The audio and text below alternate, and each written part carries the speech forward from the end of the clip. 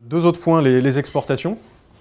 Les exportations vers les marchés matures, donc en premier lieu les États-Unis, mais vous avez également beaucoup de croissance sur la Corée du Sud, l'Australie, le Japon, Israël, etc. Bon, énormément de marchés.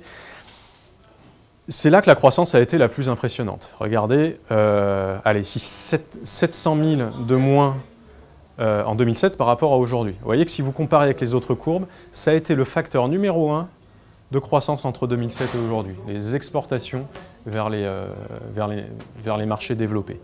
Et là aussi, on pense que ça va continuer. Vous voyez, mais on pense que ça va se stabiliser assez tôt, à un horizon de 2-3 ans, simplement parce que les exportations vers ces marchés matures, vous avez quand même beaucoup de premium et de premium allemands, et ces premiums allemands, de plus en plus, vont aller localiser ailleurs, vont aller, pour parler simplement, produire au Mexique afin de livrer le marché américain ou aux États-Unis, plutôt que d'aller les mettre sur un bateau depuis l'Allemagne vers l'Amérique du Nord.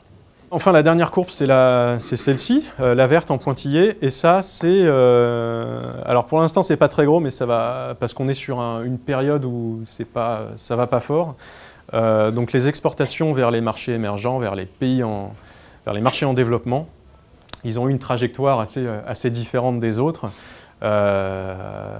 Pendant la crise, ça n'a quasiment pas souffert, puisqu'en fait en 2009, on a eu une explosion de la demande chinoise, une explosion des exportations vers la Chine.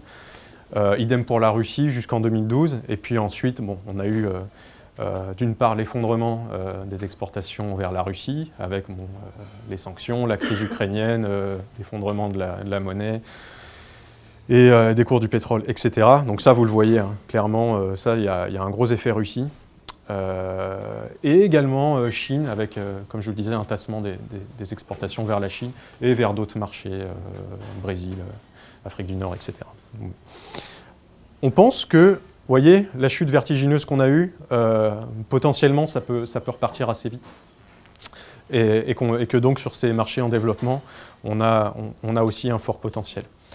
Donc, vous voyez que si on a d'un côté la reprise des exportations vers les marchés en développement et de l'autre encore un petit peu de potentiel d'opportunités sur les marchés matures, au final, côté exportation, il y a encore beaucoup de potentiel.